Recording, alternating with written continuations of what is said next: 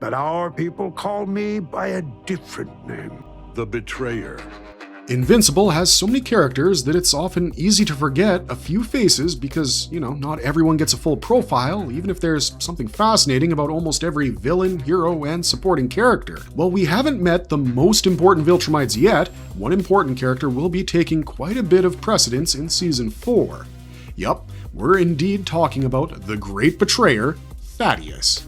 As the newest 3 episodes of the animated series confirmed, Thaddeus has single-handedly been the major cause of the fall of the Viltrumite Empire, to the point that they will never again achieve their former glory. His actions led to the death of billions of Viltrumites, to the point that there are only 50 of them left in the universe as of now. While he looks like a wise old grandpa, this man probably has the richest lore in the entire Invincible comic series, which is exactly why today we're going to be discussing the entire life story of the Great Betrayer. So, without wasting another moment, let's get right into it.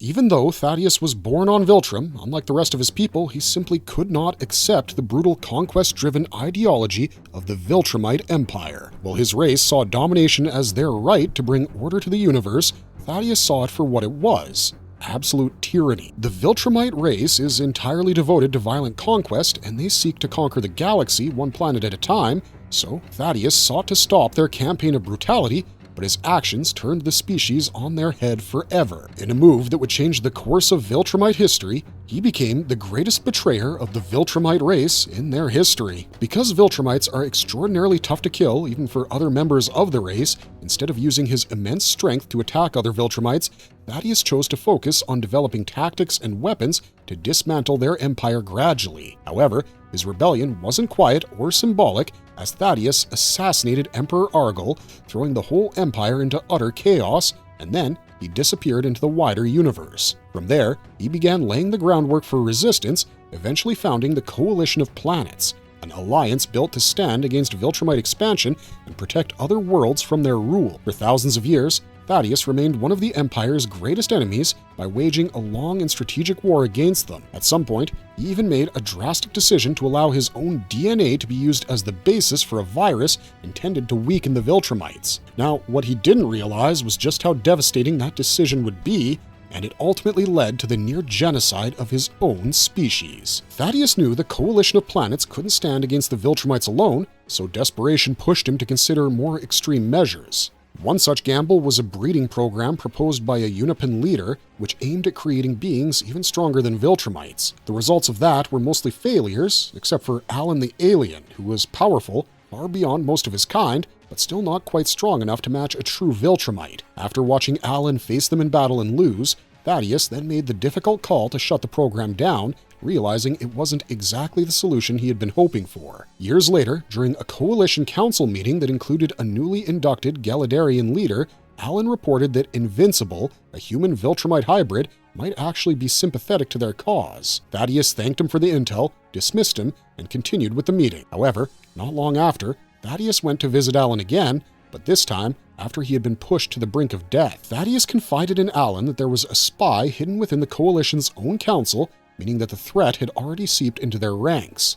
While Alan recovered from his injuries, Thaddeus kept a close eye on him and then began to notice that Alan wasn't just healing, he was getting stronger. Months passed, and when Thaddeus next saw him, the change was undeniable, as Alan had evolved into something far more powerful than before. Finally, Thaddeus told him that his strength was now approaching, if not matching, that of a Viltrumite. Of course, the Invincible show took a different approach, as we saw Thaddeus himself pull the plug on Alan's life support to intentionally trigger his adaptive physiology, thus forcing him to wake up stronger than before. As a Viltrumite, Thaddeus understood that near-death experiences could accelerate Alan's latent strength and healing, ultimately making him a more effective weapon against the Viltrum Empire. Naturally, in the comics, after Alan woke up stronger without any explanation, he questioned how Thaddeus could possibly know that. In response, Thaddeus dismissed the nurse from the room and revealed that he knew because he was a Viltrumite. Until hearing about Invincible, Thaddeus believed he was the only one of his kind to ever turn against the Empire. But the existence of a human Viltrumite hybrid who might also stand against them changed everything. Seeing a new possibility, Thaddeus asked Alan to return to Earth and convince Invincible to come to Telescrea, setting the stage for a potential turning point in their war. Sometime later, when Alan came back to Telescrea and met Thaddeus, he snuck Nolan Grayson past everyone and took him to see Thaddeus, because at that point, Nolan too was a Viltrumite who had abandoned his post. This is when Nolan revealed just how low the Viltrumite population was, which shocked Thaddeus. The man then revealed himself to be of Viltrumite origin, which surprised Nolan as he believed himself to be the only one. It was there that Thaddeus revealed that his betrayal was removed from their history. Afraid of council suspicions, Thaddeus then told the duo of a Viltrumite agent working in the inner council and sent them on a secret mission to retrieve anything that could weaken the Viltrumites, which were all mentioned in Nolan's books. He also told them they're only to report to him to avoid reporting to any Viltrumite moles in their ranks. As Alan and Nolan traveled space looking for allies and weapons, they were actually successful, at least on the first count. Because Nolan and Space Racer's battle took place hundreds of years ago, Thaddeus observed Space Racer and was shocked to learn that he was still alive while mentioning his high metabolism. Later, Thaddeus sent the two on another mission to capture the second Viltrumite weakness, the Rogners, which were a race of nearly indestructible and ravenous creatures that could easily feed off of and damage Viltrumites. Although they weren't successful, Thaddeus sent Alan and Nolan on more such missions across many planets, at which they mostly succeeded. Firstly, Alan and Nolan retrieved Synlax beetles, an insect that would eat Klaxus plants that could weaken Viltrumites. Secondly, they sought out the Gelidarians, who would point them towards one of their kind living on Earth, aka Tech Jacket. Third, they sought Battle Beast, but unfortunately, that crazy warrior couldn't be found in his own kingdom. Finally, they tried to retrieve space sharks, but sadly, they had all gone extinct. After the mission was over, Thaddeus would later meet with Nolan to discuss him moving to a new place because of Alan and Telia having pretty loud sex, which prevented him from sleeping. Nolan then discussed his concerns with all the advantages that they would have against the Viltrumites, which prompted Thaddeus to take him to the secret room. There, he revealed to Nolan that it was he who had created the Scourge virus. In the time since, he ended up making an even stronger variant of the virus and wouldn't hesitate to use it again if they were close to losing the war. Nolan actually handled this news rather well in the comics. We see him wanting to kill Thaddeus for killing billions of Viltrumites, including his parents. Anyways, Thaddeus later sent Alan and Nolan to retrieve Tech Jacket, Invincible, and Oliver Grayson, but their arrival was delayed by a Viltrumite attack led by Conquest, Lucan, and Randy. When Thaddeus got a report of Nolan and his sons being stranded on an unknown planet, he finally let his short temper show as he yelled at Captain Piker and asked him to leave. Thaddeus would then give the order to attack the Viltrumites at the Dridal outpost, thus finally beginning the Viltrumite War. Amidst this, Thaddeus soon learned that Space Racer had successfully rescued both Alan and Tech Jacket from a Viltrumite ship. Relieved to see them alive, he wasted no time putting them back into action by assigning them a mission to strike the planet Ula as a way of pushing deeper into Viltrumite-controlled space. About a month later, another surprising development emerged as Battle Beast had been finally recovered from space,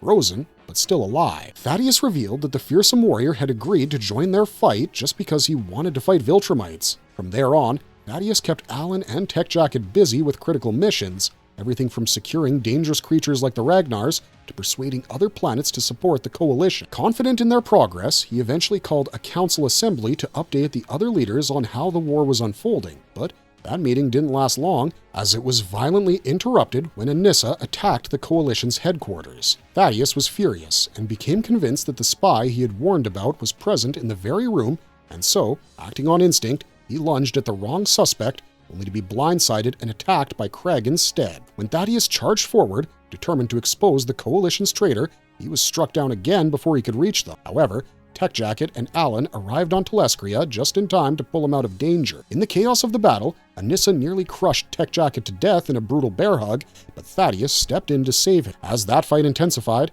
Tech Jacket suggested they go help Alan, but Thaddeus urged a tactical retreat instead, warning that they were spreading themselves too thin. The battle only began to shift when Nolan arrived with his two sons, as their sudden appearance managed to turn the tide. At one point, Thaddeus and Tech Jacket were caught off guard when Anissa grabbed them, but Nolan intervened and managed to free them. After regaining control, Thaddeus ordered Invincible and Oliver to defend the weaker, unprotected areas of Telescrea. Invincible agreed, but not before he and Oliver tore straight through a Viltrumite warship in a bold counterattack. Thaddeus and Tech Jacket also quickly joined in, helping hurl the damaged ship back into space. With their forces now pushed back, the Viltrumites finally retreated. In the aftermath, the Coalition turned its focus back to the traitor in their midst. Before Thaddeus could act, the traitor turned out to be one of the Gemini twins.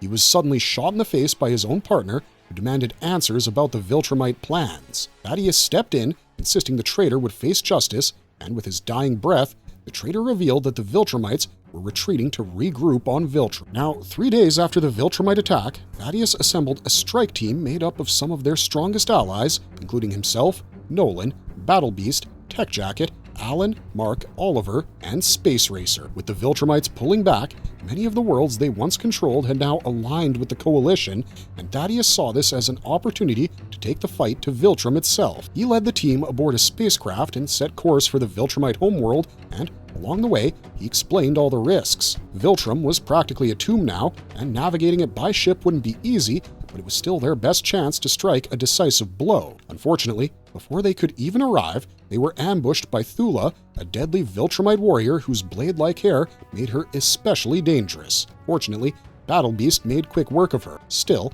Thaddeus knew the damage was done because if she had time to report back, the element of surprise was gone. So they now had to prepare for a direct confrontation, and thus he began coordinating their next move while waiting for Space Racer to arrive with the Ragnars before launching a full-scale assault. Once the battle began, chaos erupted as Thaddeus went head-to-head with Craig while keeping an eye on his team. At one point, Tech Jacket was nearly overwhelmed, but Alan stepped in just in time to end the fight instantly with a single brutal punch that decapitated his opponent. Amidst all the carnage, Thaddeus, Nolan, and Mark succeeded in destroying Viltrum itself with a devastating blow to the Empire. But even then, the fight was far from over. Thaddeus soon noticed Mark charging straight towards Thrag, which was a bold move but a reckless one because Thrag simply swatted Invincible aside with ease, proving just how far beyond the others he truly was. In the middle of the chaos, Thaddeus was struck hard by Craig, but even then, he was already thinking ahead. Realizing they needed something drastic to turn the tide,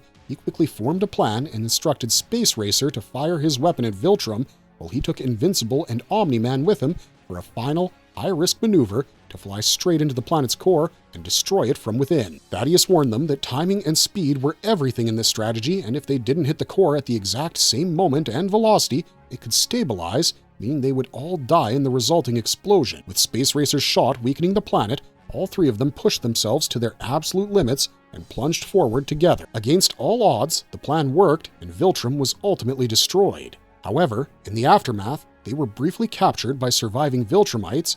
However, the sheer force of the planet's destruction created a massive shockwave, tearing them free of their captors. With Viltrum gone, Thaddeus made one final attempt to end the war by offering the remaining Viltrumites a chance to surrender. Thrag was furious over the loss of his homeworld and wanted nothing but revenge.